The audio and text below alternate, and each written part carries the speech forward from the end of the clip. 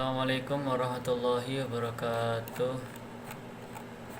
Kami dari kelompok 8 akan mempresentasikan tentang pendekatan pengembangan kurikulum. Kelompok kami beranggotakan saya Muhammad Masadara ini, dua Putri Intan Cahya Wulandari, dan yang ketiga Raffi Lingga Priyatama. Kemudian saya di sini akan menjelaskan tentang pendekatan studi. Apa itu tentang pendekatan studi?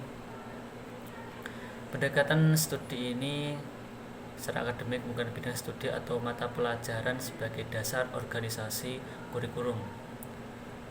Dan prioritas pendekatan ini adalah mengutamakan sifat perencanaan program dan juga mengutamakan penguasaan bahan dan proses dalam disiplin. Kurikulum disajikan dalam bagian-bagian ilmu pengetahuan mata pelajaran yang diintegrasikan. Ciri-ciri ini berhubungan dengan maksud, metode, organisasi, dan evaluasi. Pendekatan subjek. Pendekatan subjek akademis adalah menyusun kurikulum atau program pendidikan didasarkan pada sistematisasi disiplin ilmu masing-masing.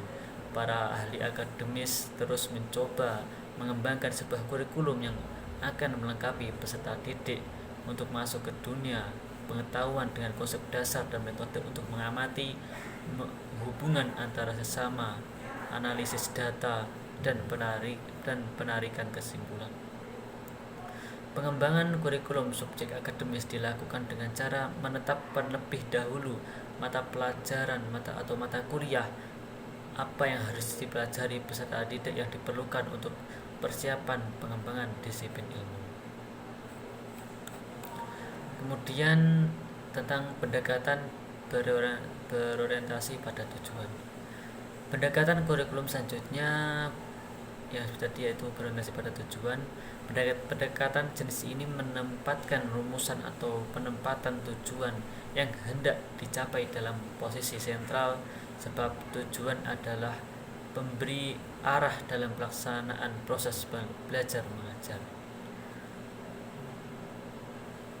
Sebagai contoh dalam pelajaran matematika ya, tujuan matematika misalnya sama dengan konsep dasar dan disiplin ilmu matematika. Prioritas pendekatan ini adalah penalaran pengetahuan, kelebihan pendekatan pengembangan kurikulum yang berorientasi pada tujuan. Tujuan yang diinginkan jelas bagi penyusun kurikulum. Itu adalah kelebihan pendekatan pengembangan kurikulum. Yang kedua, tujuan yang jelas akan memberikan arah yang jelas pula di dalam menempatkan metode pelajar, metode, jenis kegiatan, dan alat yang dipergunakan untuk mencapai tujuan. Yang ketiga, tujuan-tujuan yang jelas itu juga akan memberikan arah dalam mengadakan penilaian terhadap hasil yang dicapai. Yang keempat, hasil penelitian yang terarah itu akan membantu penyusun kurikulum di dalam mengadakan perbaikan-perbaikan yang diperlukan.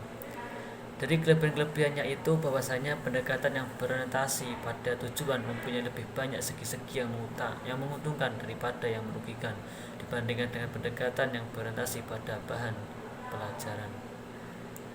Mungkin cukup sekian penjelasan dari saya dan akan dijelaskan oleh teman sekelompok saya. Sekian, wassalamualaikum warahmatullahi wabarakatuh. Assalamualaikum warahmatullahi wabarakatuh. Perkenalkan, nama saya Putri Intan Cahya Wulandari dari kelompok 8 ingin menyampaikan materi lanjutan dari teman saya yang sebelumnya. Di sini saya akan menyampaikan pada poin pendekatan dengan pola organisasi. Pendekatan dengan pola organisasi ini dibagi-bagi menjadi 3 bagian.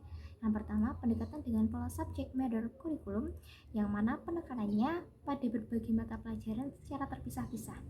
Kemudian pendekatan dengan pola correlated kurikulum yang menggunakan pola pengelompokan beberapa mata pelajaran yang sering dan biasanya secara dekat bersambung atau berhubungan.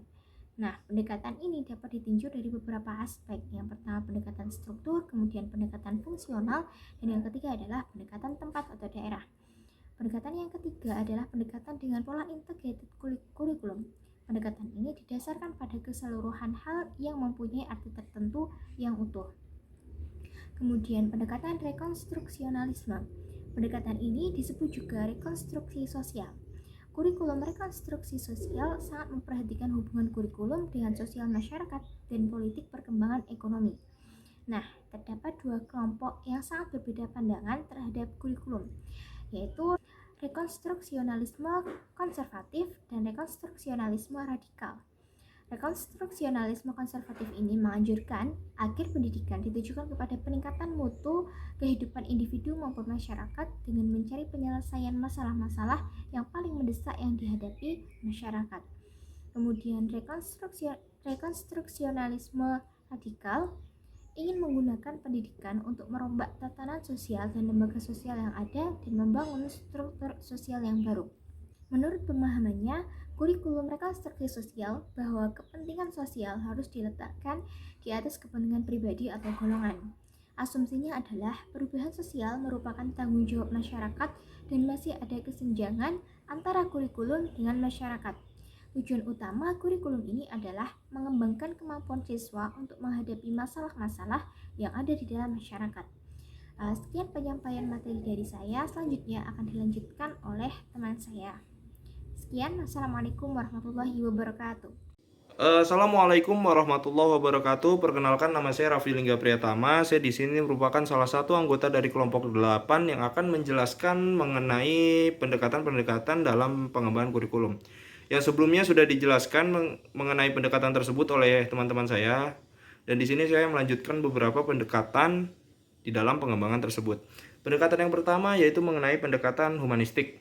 Pendekatan humanistik ini muncul dari ide memanusiakan manusia. Maksudnya adalah ide memanusiakan manusia itu adalah pendekatan ini lebih mendorong gitu, atau lebih berpusat kepada individu atau siswa gitu.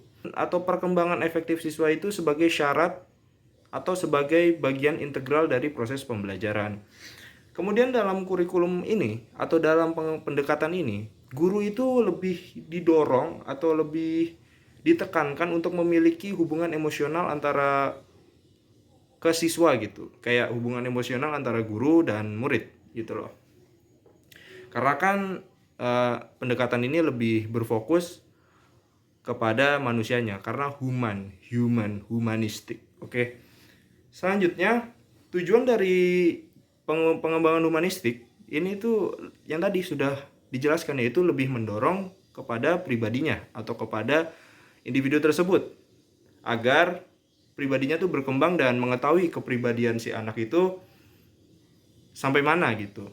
Dari pendekatan ini, kurikulum humanistik itu harus mampu memberikan pengalaman yang menyeluruh, khususnya pengalaman dalam mengenali kepribadian diri. Karena kan human gitu, yang tadi sudah dijelaskan, humanistik, diri sendiri gitu, individu. Kemudian evaluasi dalam kurikulum ini lebih menekankan pada proses pembelajaran yang sudah dilakukan sebelumnya, karena kurikulum ini melihat kegiatan sebagai sebuah manfaat untuk peserta didik, khususnya di masa depan gitu.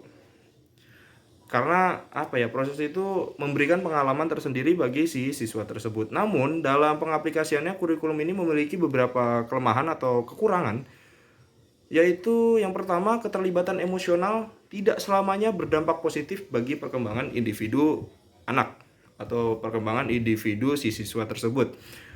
Kemudian, meskipun kurikulum ini sangat menekankan individu atau peserta didik, pada kenyataannya di setiap program terdapat keseragaman peserta didik gitu.